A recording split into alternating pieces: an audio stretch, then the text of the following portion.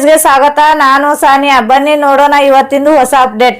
ನಾನು ವಿಜಯಪುರ ಮಹಾನಗರ ಪಾಲಿಕೆ ಗ್ಯಾರಂಟಿ ಯೋಜನೆಗಳ ಅನುಷ್ಠಾನ ಸಮಿತಿ ಅಧ್ಯಕ್ಷರಾದಂತ ಶಬ್ಬೀರ್ ಜಾಗೀರ್ದಾರ್ ಅಂತ ನಾನು ಇಂದು ಕರೆದಿರುವ ಪತ್ರಿಕಾಗೋಷ್ಠಿಯ ನನ್ನ ಉದ್ದೇಶ ಏನಂದ್ರೆ, 2-3 ದಿನಗಳ ಹಿಂದೆ ನಮ್ಮ ವಿಜಯಪುರ ಜಿಲ್ಲಾ ಕಾಂಗ್ರೆಸ್ ಸಮಿತಿ ಮಹಿಳಾ ಘಟಕದ ಅಧ್ಯಕ್ಷೆಯಾದಂಥ ಶ್ರೀಮತಿ ರಮೀಜಾ ನದಾಫ್ರವರ ಒಂದು ಆಡಿಯೋ ಪ್ರಕರಣ ಬೆಳಕಿಗೆ ಬಂದಿದ್ದು ಆ ಘಟನೆ ತುಂಬಾ ದುರಾದೃಷ್ಟಕರವಾಗಿದೆ. ಇಂಥ ಘಟನೆಗಳು ಎಂದಿಗೂ ನಡೆಯಬಾರದು. ನಾನು ಕರೆದಿರುವಂಥ ಪತ್ರಿಕಾಗೋಷ್ಠಿಯ ಉದ್ದೇಶ ಏನಂದ್ರೆ, ಇದರಲ್ಲಿ ರಮೀಜಾ ನದಾಫ್ ರವರು ಒಂದು ಅಲ್ಪಸಂಖ್ಯಾತ ಹೆಣ್ಣುಮಗಳು, ಅವ್ರ ಜೊತೆ ಮಾತನಾಡಿದವರು ಫಯಾಜ್ ಅಂತೇಳಿ ಅವ್ರು ಯಾರೋ. ಆ ಆಡಿಯೋ ಸತ್ತಿದೆಯೋ ಸುಳ್ಳಿದೆಯೋ ಅನ್ನೋದು ಅದು ತನಿಖೆ ಮುಖಾಂತರ ಅದು ಸರ್ಕಾರ ಅದಕ್ಕೆ ಸೂಕ್ತವಾದ ತನಿಖೆ ಮಾಡಿ ಅದು ಸತ್ಯ ಅಥವಾ ಸುಳ್ಳು ಅನ್ನೋದನ್ನು ಬಯಲಿಗೆಳಬೇಕೆಂದು ನಾನು ಆಗ್ರಹಿಸ್ತೇನೆ. ಫಸ್ಟಿಗೆ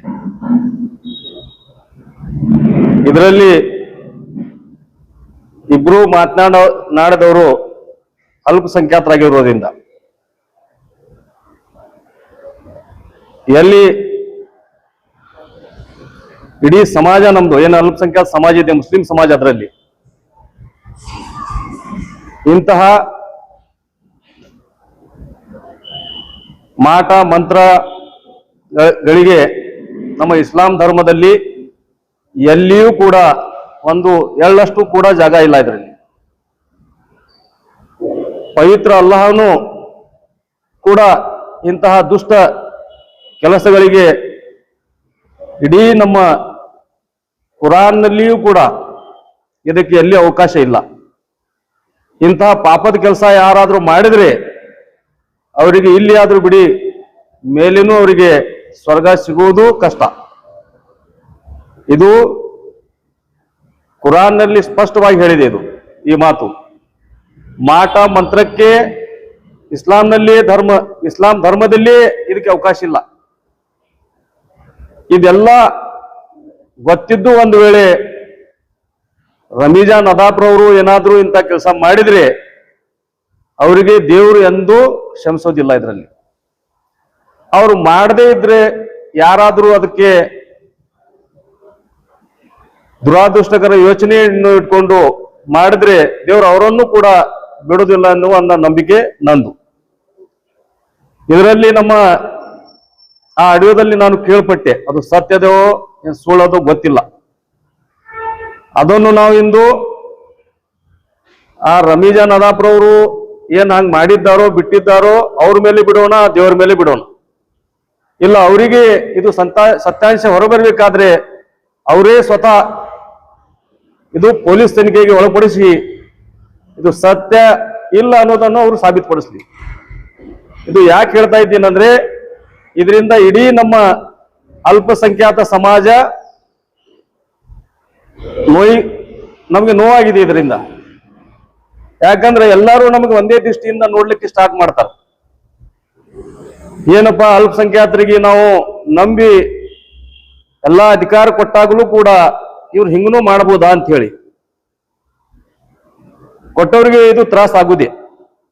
ಅದರಲ್ಲಿ ನಾವು ಕೇಳಿದೀವಿ, ನಮ್ಮ ಜಿಲ್ಲಾ ಉಸ್ತುವಾರಿ ಸಚಿವರು, ಕರ್ನಾಟಕ ಘನ ಸರ್ಕಾರದ ಬೃಹತ್ ಮತ್ತು ಮಧ್ಯಮ ಕೈಗಾರಿಕೆ ಸಚಿವರಂತ ಸನ್ಮಾನ್ಯ Shri doctor M B Patil ಸಾಹೇಬ್ರ ಬಗ್ಗೆ ಹಾಗೂ ಅವರ ಕುಟುಂಬಸ್ಥರ ಬಗ್ಗೆ ಮತ್ತು ನಮ್ಮ ಹಿಂದಿನ ಮಾಜಿ ಜಿಲ್ಲಾ ಅಧ್ಯಕ್ಷ ಆದಂತ ವಿದ್ಯಾರಾಣಿ ತುಂಗಳ ಮೇಡಮ್ ರವರ ಬಗ್ಗೆ ಮಾತನಾಡಿದ್ದು ನಮಗೂ ಅದರಲ್ಲಿ ಕೇಳಿ ಬಂತು.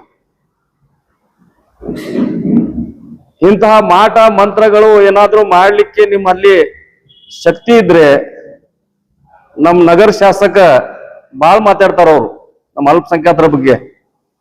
ಅವರು ಬಾಯಿ ಬಂದ್ ಮಾಡಿಸ್ರಿ. ನೀವು ನಿಮ್ಗ ಶಕ್ತಿ ಇದ್ರೆ ಮಾಟ ಮಂತ್ರ ಮಾಡಿ ಯಾರ ರಾಜಕಾರಣಿ ಒಳಗೆ ಮುಂದ್ ಬರ್ತಿದ್ರ ಬಹಳ ಜನ ಮುಂದೆ ಹೋಗ್ತಿದ್ರು. ಇದರಿಂದ ಇದು ಏನೂ ಅವಶ್ಯಕತೆ ಇರ್ಲಿಲ್ಲ. ಒಂದ್ ವೇಳೆ ಅವ್ರು ಮಾಡಿದ್ರೆ ಹೇಳಕತ್ತೀನಿ ನಾನು ರಮೀಜಾ ನದಾಫ್ರವರಿಗೆ, ಮಾಡಿಲ್ಲ ಅಂದ್ರೆ ದೇವರು ಇದ್ದೇ ಇದ್ದಾನೆ. ಅಲ್ಲಾನು ಈ ಕೆಲಸಗಳಿಗೆ ಎಂದೂ ಅವರಿಗೆ ಬಿಡಕ್ಕೆ ಸಾಧ್ಯನೇ ಇಲ್ಲ. ಯಾರಿಗೂ ಮಾಪಿಲ್ಲ ನಮ್ಮ ಕಡೆ. ಯಾಕಂದ್ರೆ ಇಸ್ಲಾಂ ಧರ್ಮ ಇದು ಒಪ್ಪೋದಿಲ್ಲ. ಮಾಟ ಮಂತ್ರಿಗಳಿಗೆ ನಮ್ಮಲ್ಲಿ ಅವಕಾಶನೇ ಇಲ್ಲ, ಒಟ್ಟೆ ಟೋಟಲಿ ಇಲ್ಲ. ಅದು ಹರಾಮ್ ಐತಿ. ಇಷ್ಟೆಲ್ಲ ಈಗ ಡಾಕ್ಟರ್ ಎಂ ಬಿ ಪಾಟೀಲ್ ಸಾಹೇಬ್ರ ಬಗ್ಗೆ ಮಾತನಾಡಿದ್ದಾರೆ ಅವರು. ಅದರಲ್ಲಿ ಇದೆ ಆಡಿಯೋದಲ್ಲಿ. ನಮಗ್ ಸಾಹೇಬ್ರು ಹಂಗ್ ಮಾಡಿ ಈಗ ಮಾತಾಡ್ಲಾಕತ್ತಾರೆ, ಹೆಚ್ಚಿಗೆ ಏನು ಹೇಳಿಲ್ಲ ಅವರು. ಈಗ ನಮಗೆ ರೆಸ್ಪಾನ್ಸ್ ಕೊಡ್ಲಾಕತ್ತಾರ. ಹಂಗೇನಿಲ್ಲ. ಡಾಕ್ಟರ್ ಎಂ ಬಿ ಪಾಟೀಲ್ ಸಾಹೇಬ್ರು ಅವರು ಜನನಾಯಕರು, ವಂಶ ಪಾರಂಪರ್ಯವಾಗಿ ಅವರು ರಾಜಕೀಯಕ್ಕೆ ಬಂದಂತವರು. ಅವ್ರ ತಂದೆಯವ್ರ ಕಾಲದಿಂದ ಅವ್ರ ಮನೆತನಕ್ಕೆ ರಾಜಕೀಯ ಇದೆ. ಅವ್ರ ದೈವ ಬಲ ಇದೆ ಅವರಿಗೆ, ಮತ್ತು ಜನಶಕ್ತಿ ಇದೆ ಅವರಿಗೆ. ಜನ ಅವರನ್ನು ಆರಿಸಿ ತರ್ತಾ ಇದ್ದಾರೆ. ಹಿಂಗಾಗಿ ಅಲ್ಲಿ ಯಾರು ಬೇಕಾದವ್ರು ಹೋಗ್ಲಿ, ಪ್ರತಿಯೊಬ್ಬರಿಗೆ ಬಂದವ್ರಿಗೆ, ಯಾರು ಅವ್ರ ಮನೆಗೆ ಹೋದವ್ರಿಗೆ ಗೊತ್ತೈತಿ. ಯಾರೇ ಅಲ್ಲಿ ಹೋಗ್ಲಿ, ಬಂದು ಕುಂತವ್ರಿಗೆ ಮೊದಲು ಚಾ, ಊಟ, ನಾಷ್ಟ ಕೇಳೋದು. ಎಲ್ಲರಿಗೂ ಬಂದಂತವ್ರಿಗೆ ಸಹಾಯ ಮಾಡದೆ ಯಾರಿಗೂ ಅವ್ರಿಗೆ ಹೊಳ್ ಕಳ್ಸಂಗಿಲ್ಲ ಅವರು. ನೀವು ಮಾಟ ಮಂತ್ರ ಮಾಡಿದ್ರೇ ನಿಮ್ಗೆ ಕೆಲಸ ಮಾಡಿಕೊಡ್ತಾರಂತೇಳಿ ಭಾವಿಸಿದ್ರು ಅದು ದೊಡ್ಡ ತಪ್ಪು ನಿಮ್ದು. ಅವ್ರ ಗುಣನೇ ನೀವು ನೋಡಿಲ್ಲ. ಹಂಗಿದ್ರ ಮಾಟ ಮಂತ್ರ ಮಾಡಿ ನಾ ಅವ್ರಿಗೆ ಏನಾರು ವಶಕ್ಕೆ ಪಡ್ಕೋತೀನಿ, ಹಂಗೇನಾರು ಮಾಡ್ಬೋದು ಅಂತೇಳಿ ನೀವು ಭಾವಿಸ್ಕೊಂಡಿದ್ರ, ಅಂತದ್ ಏನಾರು ನೀವು ಮಾಡಿದ್ರಂತೇಳೇನೆ ಇವತ್ತು ಆ ಪಾಪ ನಿಮ್ ಪಾಪನೇ ನಿಮ್ ಮುಂದೆ ಬಂತದು. ಮಾಡಿದ್ರ ನಾನು ಮಾಡ್ಯಾರ ಅಂತೇಳಿ ಹೇಳ್ತಾ ಇಲ್ಲ ಇಲ್ಲಿ. ಮಾಡಿದ್ರ ಆ ಪಾಪ ನಿಮ್ಗೆ ಅದು ಆ ಮಾಟ ಮಂತ್ರ ತಿರುಮಂತ್ರ ಆಗ್ಯದ ನಿಮ್ಗದು. ಅದಕ್ಕೆ ಆ ಮಹಾತಾಯಿ ನಮ್ಮ ಡಾಕ್ಟರ್ ಎಂ ಬಿ ಪಾಟೀಲ್ ಸಾಹೇಬರ ಧರ್ಮಪತ್ನಿಯವರಾದಂತ ಆಶಾತಾಯಿಯವರ ಬಗ್ಗೆನೂ ಅಲ್ಲಿ ಇದರೊಳಗೆ ಮಾತಾಡಿದ್ದಾರೆ. ಆ ಮಹಾತಾಯಿ ಇಷ್ಟು ಒಳ್ಳೆಯವರು ಅದಾರ. ಇಲ್ಲಿಂದ ನಾವು ಯಾವಾಗಲೇ ಒಮ್ಮೆ ಬೆಂಗಳೂರಿಗೆ ಹೋದಾಗ ಅವ್ರ ಮನೆಗೆ ಹೋದೇವಂದ್ರೆ ಸಾಹೇಬ್ರು ಇನ್ನ ಬಂದಿರಂಗಿಲ್ಲ ಹೊರಗೆ. ಫಸ್ಟ್ ಮೇಡಮ್ ಹೊರಗೆ ಬಂದು ಪ್ರತಿಯೊಬ್ಬರಿಗೆ ಮಾತಾಡ್ತಾರ. ಸಣ್ಣ ಹುಡುಗಿರ್ಲಿ, ಹಿರಿಯವ್ ಇರ್ಲಿ, ವಯಸ್ಕಾದವ್ ಇದ್ರಿ, ಹರಿಯದವ್ ಇರ್ಲಿ, ಹೆಣ್ಮಕ್ಳಿರ್ಲಿ, ಎಲ್ಲಾರಿಗೆ ಪ್ರತಿಯೊಬ್ಬರಿಗೆ ಪ್ರತ್ಯೇಕವಾಗಿ ನಮಸ್ಕಾರ ಮಾಡಿ, ಯಾಕ್ರಿ ಆರಾಮದೀರಿ, ಚೆನ್ನಾಗಿದ್ದೀರಿ, ಮನ್ಯಾಗೆಲ್ಲ ಹೆಂಗ್ ಅದಾರ, ಬಂದಿರಿ, ಬರ್ರಿ, ನಾಷ್ಟ ಮಾಡ್ರಿ, ಕೂಡ್ರಿ, ಸಾಹೇಬ್ರು ಬರ್ತಾರ. ಇಷ್ಟು ಒಳ್ಳೆ ಹೆಣ್ಮಗಳವ್ರು, ಆದರ್ಶ ಹೆಣ್ಮಗಳದಾರ ಅವರು. ನಾವು ನೋಡಿವ ಆ ತಾಯಿಗೆ. ಅಂತ ತಾಯಿಗೆ ನೀವು ಅಲ್ಲಿ ಹೆಸರು ತಗೊಂಡಿರಿ. ಮತ್ತ ಅವ್ರ ಕುಟುಂಬಸ್ಥರ ಬಗ್ಗೆ ಹೇಳಿರಿ. ಇದು ಏನ್ ನಿಮಗ್ ಶೋಭೆ ತರ್ತದ? ಇದು ಹೇಳಿದ್ರ ಇದರಿಂದ ನಿಮ್ಗೆ ಏನ್ ಸಾಧನೆ ಆಯ್ತು? ನೀವು ಮಾಡುದು ಬಿಟ್ಟು ಇಡೀ ನಮ್ಮ ಮುಸ್ಲಿಂ ಸಮಾಜಕ್ಕೆ ನೀವು ಒಂದು ಸಂಶಯ ದೃಷ್ಟಿಯಿಂದ ನೋಡುವಂತ ಕೆಲಸ ನೀವು ಮಾಡಿಬಿಟ್ರಿ ಇದ್ರಾಗ. ಅದಕ್ಕೆ ನಾನು ನಿಮ್ಮ ಪತ್ರಿಕಾಗೋಷ್ಠಿ ಮುಖಾಂತರ ಇಡೀ ನಮ್ಮ ಮುಸ್ಲಿಂ ಸಮಾಜದ ವತಿಯಿಂದ ಇದನ್ನು ನಾನು ಬಲವಾಗಿ ಖಂಡಿಸುತ್ತೇನೆ, ನಿಂದಿಸುತ್ತೇನೆ. ಇದಕ್ಕೆ ನಾವು ಎಂದೂ ಇದಕ್ಕೆ ಸಪೋರ್ಟ್ ಮಾಡಲ್ಲ. ಇಂಥವ್ರಿಗೆ ಒಂದ್ ವೇಳೆ ಇದು ಮಾಡಿದ್ರೆ ದೇವರಂತೂ ನೋಡೇ ನೋಡ್ತಾನೆ. ಇವರಿಗೆ ಯಾವತ್ತೂ ಕ್ಷಮೆ ಇವ್ರಿಗೆ ಕೊಡಬಾರ್ದು. ಇಂಥವ್ರಿಗೆ ನಮ್ಮ ಪಕ್ಷದೊಳಗೆ ಇಟ್ಕೋಬಾರ್ದು. ಅವ್ರು ಈಗಾಗಲೇ ಅವರು ಮಾಡಿದ್ದಾರೋ ಬಿಟ್ಟಿದ್ದಾರೋ ಗೊತ್ತಿಲ್ಲ. ಅವರು ರಾಜೀನಾಮೆನೂ ಕೊಟ್ಟಿದ್ದಾರೆ. ಅವ್ರ ರಾಜೀನಾಮೆಗೂ ನಾವು ಸ್ವಾಗತ ಮಾಡ್ತೀನಿ ನಾನು.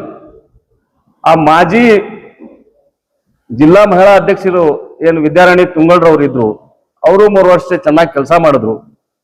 ಅವ್ರು ಆದ್ಮೇಲೆ ನಿಮಗ ಸಾಹೇಬರು ಗುರುತಿಸಿ ಅಲ್ಪಸಂಖ್ಯಾತ ಹೆಣ್ಮಗಳು ಜಿಲ್ಲಾ ಅಧ್ಯಕ್ಷ ಆಗಲಿ, ಮೊದಲನೇ ಬಾರಿಗೆ ಜಿಲ್ಲಾ ಅಧ್ಯಕ್ಷ ಮಾಡಿದ್ರು. ನಿಮಗೆ ನೀವು ಮಾಡದವ್ರ ಬಗ್ಗೆ ಇಂಥ ಕೆಟ್ಟ ಯೋಚನೆ ಮಾಡಿದ್ರೆ ಮತ್ ದೇವ್ರು ನಿಮ್ದೇ ತಾಟ ನಿಮ್ ಮುಂದೆ ನಿಮ್ಗೆ ತಂದು ಕೊಟ್ಟ.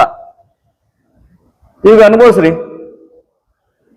ಹೌದು, ನಾ ಮಾಡಿದ್ದಿಲ್ಲ ಅಂದ್ರೆ ನೀವು ಇಮಿಡಿಯೇಟ್ ಆಗಿ ಓಪನ್ ಆಗಿ ನೀವು ಕ್ಷಮೆ ಕೇಳಬೇಕಾಗಿತ್ತು. ಅದೇ ರೀತಿಯಾಗಿ ನಾನು ನಮ್ಮ ಈ ಪತ್ರಿಕಾಗೋಷ್ಠಿ ಮುಖಾಂತರ ನಮ್ಮ ಸಮಾಜದ ವತಿಯಿಂದ ಏನಾದ್ರೂ ಹೆಣ್ಮಗಳು ಮಾಡಿದ್ರ ಅಂದ್ರೆ ಅದು ದೊಡ್ಡ ತಪ್ಪು. ಇಡೀ ನಮ್ಮ ಸಮಾಜದ ವತಿಯಿಂದ ನಾನು ಡಾಕ್ಟರ್ ಎಂ ಬಿ ಪಾಟೀಲ್ ಸಾಹೇಬ್ರಿಗೆ ಮತ್ತು ಅವ್ರ ಮನೆತನದವರಿಗೆ ಮತ್ತು ಆ ಕುಟುಂಬಸ್ಥರಿಗೂ ನಾನು ಕ್ಷಮೆ ಕೇಳಲಿಕ್ಕೆ ಬಯಸ್ತೀನಿ. ಯಾಕಂತಂದ್ರೆ ಇದರಿಂದ ಏನೂ ಆಗಲ್ಲ. ನೀವೇನು ಅಂಜಕ್ ಹೋಗ್ಬೇಡ್ರಿ. ಇಂಥ ಎಲ್ಲ ಮಾಟ ಮಂತ್ರಗಳು ಅಪನಂಬಿಕೆಗಳು ಏನು ನಡೆಯಲ್ಲ. ಇದು ಅಂತೂ ಶುದ್ಧ ಸುಳ್ಳು ಐತಿ, ಅವ್ರಿಗೂ ಗೊತ್ತೈತಿ ಅದು ಸಾಹೇಬ್ರಿಗೆ. ಆದ್ರೂ ಸುಮ್ಮನೆ ಇವರು ಡೌಟ್ ಕ್ರಿಯೇಟ್ ಮಾಡಿ ಇದೆಲ್ಲ ಮಾಡಿದ್ದಾರೆ, ಕುತಂತ್ರ ಮಾಡಿದ್ದಾರೋ ಬಿಟ್ಟಿದ್ದಾರೋ, ಮಾಡಿದ್ರೆ ಅದು ತಪ್ಪೈತಿ. ಅದಕ್ಕೆ ನಾವು ಖಂಡಿಸ್ತಾ ನೀವು ಈ ಪತ್ರಿಕಾಗೋಷ್ಠಿಯನ್ನು ನಾನು ಇಂದು ಇಲ್ಲಿ ಕರೆದಿರುತ್ತೆ.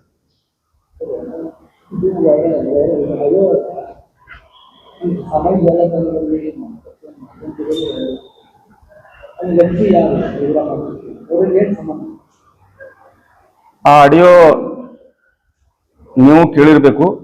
ಅದ್ರಲ್ಲಿ ಫಯಾಜ್ ಅಂತೇಳಿ ಏನೋ ತೋರಿಸ್ತಾ ಇದ್ದಾರೆ. ನಾವು ಅಷ್ಟು ಅದು ರಮೀಜಾನ್ ನದಾಫ್ ಅವ್ರೇ ಅದಕ್ಕೆ ಉತ್ತರ ಕೊಡ್ಬೇಕು.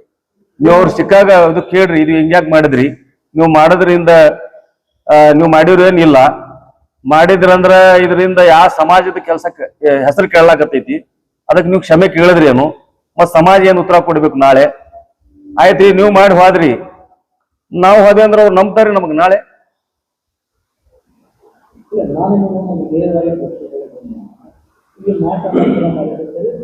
ಈಗ ಸಮಾಜ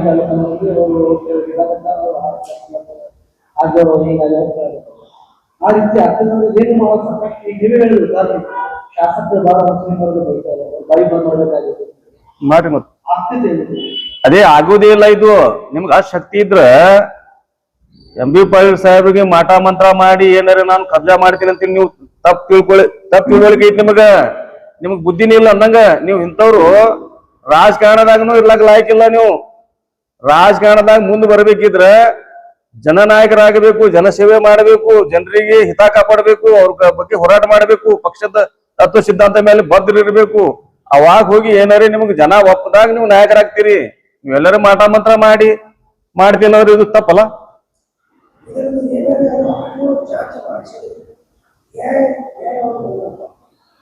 ನಾನು ಅದೇ ಹೇಳಾಕತ್ತೀನಿ, ಫಸ್ಟ್ ಹೇಳಿದನ ಇದರ ಬಗ್ಗೆ ಸ್ವತಃ ರಮೀಜಾ ನದಾಫ್ ಅವ್ರು. ಯಾಕಂದ್ರೆ ಇದು ಮುಸ್ಲಿಂ ಸಮಾಜದ ಮೇಲೆ ಬಂದಂತ ಒಂದು ಅಪಾದನೆ. ನೀವು ಮಾಡಿದ್ರು ಏನೋ ಅವ್ರು ಮಾಡ್ಲಿಲ್ಲ, ಅವ್ರು ಮಾಡ್ಯಾರ ಅಂತ ಹೇಳಾಕತ್ತಿಲ್ಲ. ಮಾಡ್ಯಾರೋ ಬಿಟ್ಟಾರೋ ಮಾಡಿಲ್ಲ. ನೀವೇ ಸ್ವತಃ ಕಂಪ್ಲೇಂಟ್ ಕೊಡ್ರಿ, ಒಯ್ದು ಅದು ಅಡಿಯೋ ತನಿಖೆ ಆಗ್ಲಿ, ನೀವು ಸತ್ಯದಿಂದ ಹೊರಗೆ ಬರ್ಲಿ. ನಾವು ನಮ್ಗೆ ಆಸೆ ಇದೆ, ನೀವು ನಮ್ಮ ಹೆಣ್ಮಗಳು, ನಮಗೆ ಯಾಕೆ ಬ್ಯಾನ್ ಆಗಿದೆ ಅಂತಂದ್ರೆ ಇವತ್ತ ನೀವು ಅಲ್ಪಸಂಖ್ಯಾತ ಮುಸ್ಲಿಂ ಹೆಣ್ಮಗಳು ಆಗಿದ್ರಿಂದ ಅದರಲ್ಲಿ ಒಂದ್ ಮೌಲಾನಾಥ್ ಹೆಸರು ಬಂದೈತಿ, ಮಾತಾಡವ ಫಯಾಜ್ ಅನ್ನವ. ಮತ್ ಮುಸಲ್ಮಾನರು ಹಿಂಗೆ ಇರ್ತಾರ ಅಂತ ಹೇಳಿ ಬೇರೆ ಸಮಾಜಕ್ಕೆ ಕೆಟ್ಟ ಮೆಸೇಜ್ ಹೋಗ್ಬಾರ್ದಂತ ನಾ ಪತ್ರಿಕಾಗೋಷ್ಠಿ ಮಾಡಿನಿ. ಅದೇ ಆ ಅಡಿಯೋದ ಮೇಲೆ ಅಷ್ಟೇ ಹೇಳ್ತಾ ಇದ್ದೀನಿ. ನಾ ಏನ್ ಕೇಳಿ ಅದು ಹೇಳಾಕತ್ತೀನಿ. ಅದು ತನಿಖೆ ಮಾಡ್ಬೇಕಂದ್ರ ಇಲ್ಲಂದ್ರ ಅದು ಹೇಳಾಕತ್ತೀನಿ. ಹೌದ್ರಿ,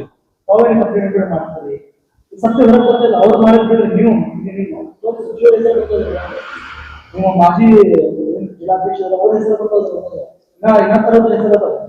ಮಾತಾಡೋದು ಚರ್ಚೆ ಮಾಡೋದು. ಆದ್ರೆ ನೀವೇನ ವ್ಯಕ್ತಿಗಳಾಗಿ ಎಲ್ಲ ನಮ್ ಜಿಲ್ಲಾಧ್ಯಕ್ಷರು ಸ್ವತಃ ರಮೀಜಾ ನದಾಫ್ ಅವರಿಗೆ ಮಾತಾಡ್ಯಾರ. ಅವರು ಮಾತಾಡಿದ ಮೇಲೆ ಇಲ್ಲ ಸರ್ ನಾ ಬೆಂಗಳೂರದಾಗತ್ತೀನಿ, ನಾ ರಾಜೀನಾಮಾ ಕೊಡ್ಲಿಕ್ಕತ್ತೀನಿ ಅಂತೇಳಿ ರಾಜೀನಾಮೆ ಕೂತಾರ ಅವ್ರು ಅಲ್ಲಿಂದೆ. ಈಗ ಅಂದ್ರ ಈಗ ಮತ್ತ ಅವ್ರು ಈಗ ಸದ್ಯಕ್ಕೆ ಅವ್ರು ತಪ್ಪಿಸ್ರಿ ಹಂಗ ಅವ್ರ ಸ್ಪಷ್ಟೀಕರಣ ಎಲ್ಲಿ ತನಕ ಕೊಡಂಗಿಲ್ಲ, ಅದರದ್ದು ಕ್ಲಿಯರಿಫಿಕೇಶನ್ ಮಾಡಂಗಿಲ್ಲ. ಅವ್ರು ಸ್ವತಃ ಮಾಡ್ಬೇಕದು. ಅವ್ರ ಮೇಲೆ ಬಂದೈತಿ ಅಪಾದದ್ದು, ಪಕ್ಷದ ಮೇಲೆ ಅಲ್ಲ. ನಾವು ಮಾಡಿದ್ವಿ ಇವತ್ತು ಪತ್ರಿಕಾಗೋಷ್ಠಿ ಯಾಕಂದ್ರ ನಮ್ಮ ಅಲ್ಪಸಂಖ್ಯಾತರ ಹೆಸರು ಇದ್ರಲ್ಲಿ ಬಂದಿದ್ರಿಂದ ನಮ್ ಸಮಾಜನು ಹಂಗೆ ಐತಿ ಅಂತೇಳಿ ತಪ್ಪು ಭಾವನೆ ಹೋಗ್ಬಾರ್ದು. ಅದು ನನ್ನ ದೃಷ್ಟಿ.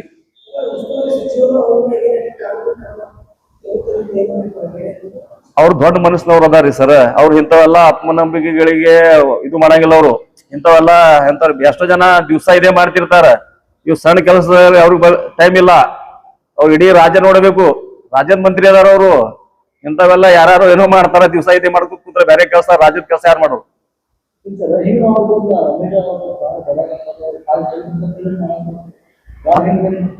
ಹಂಗನು ಇರ್ಬೋದಲ್ಲ. ಅಂದ್ರ ನಾ ಏನ್ ಹೇಳಾಕತ್ತೀನಿ, ಅದಕ್ಕೆ ರಮೀಜಾ ನದಾಫ್ ಅವ್ರಿಗೆ ಆಗ್ರಹ ಮಾಡಾಕತ್ತೀನ. ನಿಮ್ಗೆ ಯಾರೇ ರಾಜಕೀಯವಾಗಿ ಮುಂದೆ ಹೋಗ್ಲಾಕತ್ತಾರ ಅಂತೇಳಿ ಹಿಂದ್ ಜಗಳಾಗ ಯಾರ ಪ್ರಯತ್ನ ಮಾಡಿದ್ರಂದ್ರ ನೀವು ಸ್ವತಃನೇ ಕಂಪ್ಲೇಂಟ್ ಕೊಡ್ರಿ, ಕೊಟ್ಟು ನಿಮ್ದು ಅದು ಅಡಿಯೋ ಒಯ್ದು ಕೊಡ್ರಿ, ತನಿಖೆ ಆಗ್ಲಿ, FSL ವರದಿ ಬರ್ತೈತಿ. ನೀವು ಮಾತಾಡಿರೋ ಯಾರು ಮಾತಾಡಿರೋ ಅನ್ನೋದು ಗೊತ್ತಾಗ್ತೈತಲ್ಲ, ಸತ್ತ ತಾನೇ ಹೊರಗೆ ಬರ್ತದೆ. ನಿಮ್ಗೇನ್ ಅನ್ಸ್ಕೈತಿ ಅದ್ರಾಗ? ನನ್ನ ಮೇಲೆ ನೀವು ಯಾರ ಮೇಲೆ ಮಾಡ್ಬೋದು, ನನ್ನ ಮೇಲೆ ನಾ ಮಾಡಿದ್ದಿಲ್ಲ ಅಂದ್ರೆ ನಾ ಯಾಕೆ ಕೇಳ್ತೀನಿ? ನಾ ಇಮಿಡಿಯೇಟ್ ಎಲ್ಲ ಕರಿತೀನಿ, ಕಂಪ್ಲೇಂಟ್ ಕೊಡ್ತೀನಿ. ನಾ ಇವ್ರ ಮೇಲೆ ಅವ್ರ ಮೇಲೆ ಅಪಾದ ಹೊರಸಂಗಿಲ್ಲ. ಇದು ಯಾರು ಮಾಡ್ಯಾರ, ಇದು ಎಲ್ಲಿಂದ ಬಂತು, ಯಾವ ಅಪ್ಲೋಡ್ ಮಾಡ್ದ, ಹ್ಯಾಂಗಾಯ್ತು, ಇದು ಎಲ್ಲ ತನಿಖೆ ಮಾಡಬೇಕು. ನೀವು ಮಾಡ್ಲಾರ್ದ ನಾವು ಅಂಜಂಗಿಲ್ಲ ಸರ್.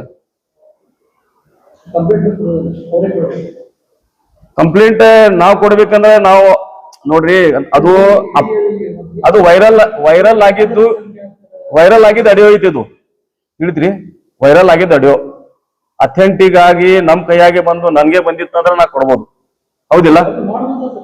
ಎಲ್ಲ ಅದು ಸೋಮೋಟೋ ಅಂದ್ರೆ ಸೋಮೋಟೋ ಯಾವಾಗ ಆಗ್ತೈತಿ, ಸಾರ್ವಜನಿಕವಾಗಿ ಧಕ್ಕೆ ಆಗಿದ್ರ.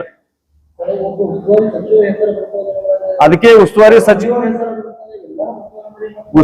ಸಚಿವರ ಹೆಸರು ಬಂದದ ಅಂತೇಳೇನೆ ನಾ ಅದ್ರ ಸಲುವಾಗಿ ಬಂದಿದ್ದು. ಅವರು ಉಸ್ತುವಾರಿ ಸಚಿವರು ಬಹಳ ಗಟ್ಟಿ ಅದಾರ.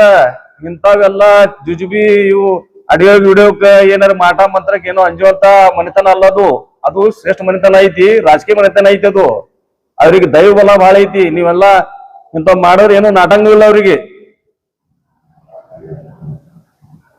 और ये जो काम है बड़े शर्मनाक काम है, जो भी किए हैं या कराया गया है. अल्लाह ताला भी है नहीं, से मानता नहीं. किसी को भी कर सकते हैं, नहीं, उनका भरम है, मतलब कर सकते हैं, है तो कर सकते हैं, मतलब तो आप ही बताइए कि शासन जो आए थे मुसलमानों को गालियां दे रहे हैं, इतने सारे बातें बोल रहे हैं, तो उनका मुंह क्यों नहीं बंद करा रहे हैं? वो तो बोलूं मैं, ये जादू टोना जो है नहीं जादू टोने का फिर वो शासन को क्यों बता सकते हैं लोग करके? करना तो फिर नो तुम्हें एमपी पाटिल साहब को कब्जा करने वास्ते ये ऐसा स्टेटमेंट तुम्हें बातें कर को ऑडियो क्या क्या तुम्हारे लपड़े कर को कर रही क्या, कौन तुम करने वाला ये है बना को ऐसा डाला भी रहेगा. तुम्हें अगर सच्चे हैं, ईमानदार हैं, तुम्हें नहीं करे तो तुम्हें खुद भी जाको कंप्लेंट दो, तुझी खत्म, तो ऑडियो लिख जाओ, दो जांच हो दे, ये होती. मैं आज प्रेस करने की मेरी जिम्मेदारी ये है, मुसलमानों का नाम आया है उसमें, मतलब रमीजा नदाब का आया, फयाज का आया, एक मौलाना का नाम है ऑडियो में. तो गैर कौम जो है पूरे देश में, पूरे अच्छे पूरे बड़े बड़े चैनल वाले पूरे ये करे उसे वायरल सोशल मीडिया शिवा जाको पूरा मेन स्ट्रीम में जाको बढ़ा गया हो, पूरे देश को ये मैसेज जाता है. क्या अगर मुसलमान ऐसे हैं क्या? मुसलमान ऐसे बिल्कुल नहीं है. अल्लाह ऐसे इजाजत नहीं देता, ना कुरान में है ना हदीस में है, और इसे बख्शिश नहीं है. सबसे बड़ा सगीरा से सगीरा गुनाह है ये, कबीरा सगीरा नहीं कबीरा गुनाह है, बहुत बड़ा गुनाह है ये. इसे सूद खाने वाले को ऐसे जो मेन है नहीं, ये जादू टोना है उसको. क्या आपने बात करने की कोशिश की? नहीं, फोन नहीं उठाया, नहीं ऑडियो जैसा बनाया गया. हाँ, हमें देखो, इनको आज तक जब से पार्टी बनी, महिला जिला कांग्रेस कमेटी के अध्यक्ष बनाना मामूली काम नहीं है. वो डॉक्टर हमारे एमपी पाटिल साहब बनाए थे, उनको मैडम का भी उसमें सपोर्ट रहेगा. वो लोग एक माइनॉरिटी औरत है, जिला अध्यक्ष मंत्री करीगर को बनाए, तो तुम्हें अगर करे रहे तो बहुत बड़ा गुना नहीं है. इसमें कौम का नाम भी हाल कर रहे हैं. नहीं, कौम का नाम मैंने नहीं हाल करी मैं कहे तो तुम इमीडिएट आको ये दो, उसका क्लैरिफिकेशन दो, कंप्लेंट दो, हमें तुम्हारे साथ आते हैं. कहीं नहीं दे रहे भी तुम्हें. अब वो अल्लाह, मैं बोला ना, अल्लाह के ऊपर भी छोड़ेंगे. अल्लाह भी ऐसा को नहीं माफ करने वाला, कभी भी ऐसे काम है को कभी अल्लाह माफ नहीं करता किसी भी. मैं रंदे दुनिया का बड़ा बादशाह रंदे उन्हें, ये जादू टोने के काम को कभी माफ नहीं करता. और इन्हों समझे कहा भी ऐसा जादू टोना कर को मिनिस्टर साहब को, उनके घर वाले को मैं कब्जा ले तुम कर बोले, तो वो कभी नामुमकिन काम है. इसे भी कौन कब्जा कर सकता नहीं. तुम्हें अगर लीडर बनना है, कौम की खिदमत करना है, जनता की खिदमत करना है, तो जनता के बीच जाओ, जनता का काम करो, जनता के साथ रहो, उनके मुसीबत में काम आओ, उनके वास्ते तुम बड़ी से बड़ी जंग करो. जब जाको तुम्हें लीडर बनते हैं, अल्लाह ताला तुम्हारा भी नवाजता है. हक पर रहो, हक से तुम्हारा मिलता है. बहुत बहुत शुक्रिया. और एक बार लास्ट में समस्त ಜನತೆಗೆ ಈದ್ ಮಿಲಾದ್ ಹಬ್ಬದ ಹಾರ್ದಿಕ ಶುಭಾಶಯಗಳನ್ನು ಹೇಳ್ತೇನೆ.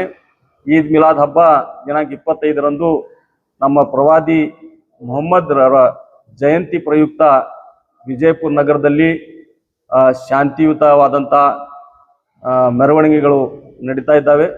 ಅದರಲ್ಲಿ ಎಲ್ಲರೂ ಭಾಗವಹಿಸಿ ಎಲ್ಲ ಸಮಾಜ, ಎಲ್ಲ ಬಂಧುಗಳು, ಇಡೀ ನಮ್ಮ ವಿಜಯಪುರ ನಗರದ ಸಮಸ್ತ ಜನತೆ ಅದರಲ್ಲಿ ಭಾಗವಹಿಸಿ ಈದ್ ಮಿಲಾದ್ ಹಬ್ಬವನ್ನು ಸಂಭ್ರಮವಾಗಿ ಆಚರಿಸೋಣ ಅಂತ ಹೇಳಿ ತಮ್ಗೆಲ್ಲರಿಗೂ ಮಗದೊಮ್ಮೆ ಶುಭಾಶಯಗಳನ್ನು ಹೇಳುತ್ತೇನೆ.